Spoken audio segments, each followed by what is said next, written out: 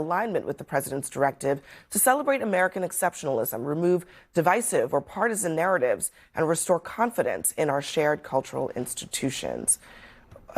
First question that comes to my mind, what does that even mean?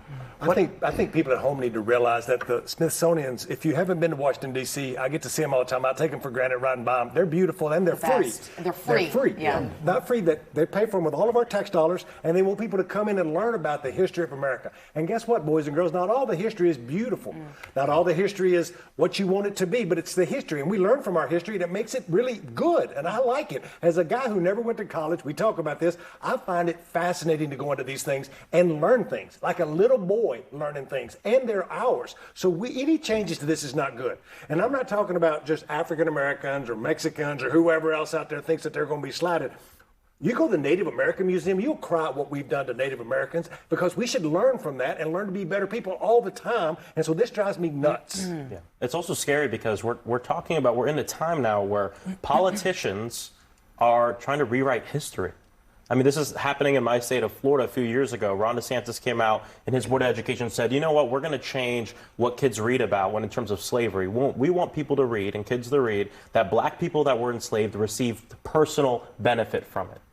So I just don't, why are Republican politicians so comfortable with going in and trying to change history and the way our students are learning about where our nation has been and where we're going?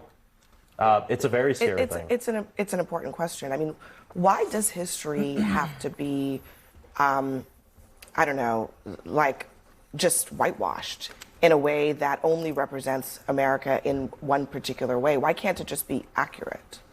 Well, when I read the White House statement, they do want the historical exhibits to be accurate. So this is one of those situations where nothing has happened yet. A letter has gone out that they would like to talk to the Smithsonian about the content of the exhibits, but nothing has actually happened. So you don't actually know what, if any, changes are going to be made. We are in the midst of getting ready to celebrate our country's 250th anniversary. I can tell you this, it is of vital interest and importance to the White House that this celebration be pro-America, and that everything we do as a government celebrate American exceptionalism and what's good about this country. And there are people who would like to tell a negative story about our country. Yeah, and I don't Some think of it is negative, Scott. Yeah, some of it is negative. Do you not think that there are parts of our history that are negative?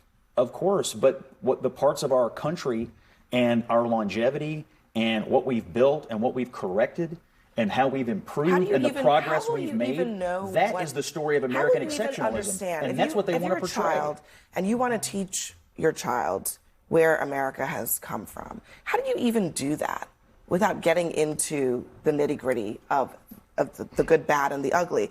And to answer your question about how do we know what they're going to do, well, we already kind of know what they've done so far. March 28th, Trump targets improper ideology at the Smithsonian in an effort to shape arts and culture and history. February 13th, transgender and queer erased from the Stonewall Uprising National Monument website. Gay rights icon Harvey Milk's legacy slighted by decision to rename a Navy ship. War heroes and military firsts are among 26,000 images flagged for removal in the Pentagon's DEI purge. Some of those flagged simply because, for example, the Enola Gay use the word gay in it. It's completely even out of context because they're just using keywords to search for things that seem like DEI. Look, every country has horrible parts of its history. I mean, you can find me one that doesn't, and I'll throw you a bouquet. I think what the president is looking at, and I don't know this personally, but what are we going to highlight? Are we going to highlight that this young man who is probably going to win to be the mayor of the city of New York came over here as an immigrant, and now he may be the mayor of the city of New York? Find me another country where that happens in 2025. It is not a common thing. So are we going to highlight that part, or are we going to highlight 200 years ago what we did to Indians to take over the state of California? I'm not saying we should whitewash it, I'm just but asking, what are we going to show why off? is this an either or? I mean, do you really because it's want what you're going to highlight? You always highlight something. But do you really want a history in which you ignore what happened me to just say Native one more thing. Americans in Do this you country? want to walk into the Air and Space Museum and talk about the 2 Challengers that exploded, or do you want to talk about? You read want, about it. or- You read about yes, it there. but it could be Have you over in been? the left. Yes, but it could be over in the left-hand corner. You want to walk in and say, "We were the first country to put a person on the moon. We were the first country to do this." And yes, then in the corner you talk about the things that we screwed up. That's the truth. This is very Russia coded. Yeah. You know, the first I didn't say to thing, erase it. It's what you highlight versus what you. Yeah, I'm not that's saying you should another word disappear. for what you're saying is propaganda. And So you want to talk about the Columbia blowing up? Let's walk into the Air and Space Museum and talk about never Columbia do it blowing again. Let me just But talk. what about the Let- accomplishments? Okay, hold on, Arthur. I- Go ahead, Desi. Just let me get a thought out. One of the first things Russia did after it invaded Ukraine illegally was have the Ministry of Culture review all the museums to make sure that they were sufficiently pro-Russian exceptionalism. It took over around 40 museums in Ukraine. It turned one museum in Mariupol, Ukraine, into the Museum of Andrei Zvanov, who was Stalin's propaganda minister. This stuff happens all the time in totalitarian and authoritarian countries that want to whitewash history for the benefit of propaganda. It's not about highlighting, putting one thing in this corner versus that corner. It's the difference between history and propaganda. And museums should not be in the business. So should we wipe out of Columbus? propaganda. Congressman, Mamdani says if he becomes mayor, he's wiping out Columbus. The statue comes down, and we should forget about Christopher Columbus. Is that okay? No, I'm learn Italian. history I'm in proud its of Columbus. According to you, it wouldn't be okay. No, But I you know never what? said I don't that. understand why you can't sit here and just say, I disagree with politicians trying to change history. Why can't you just say that?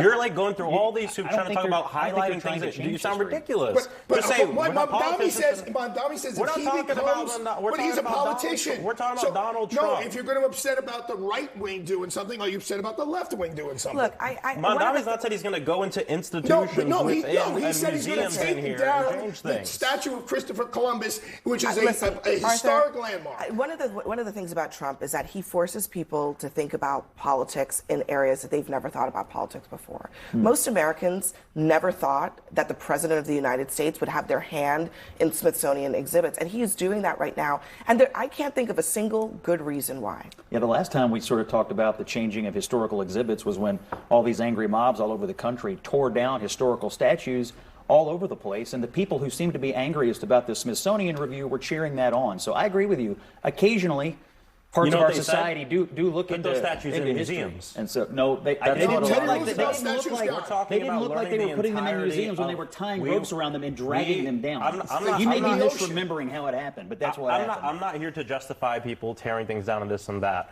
But I just think it is grand that right at this table, I can't hear from both of you. You can't even just say politicians should not be editing our history and trying to change our history. That's what I don't they're believe doing. they're changing our history. I don't believe that that's It what is they're doing. what he has been trying to do. All right, we got to leave it there. Congressman Maxwell Frost, thank you very much for joining us. Everyone else, don't go anywhere.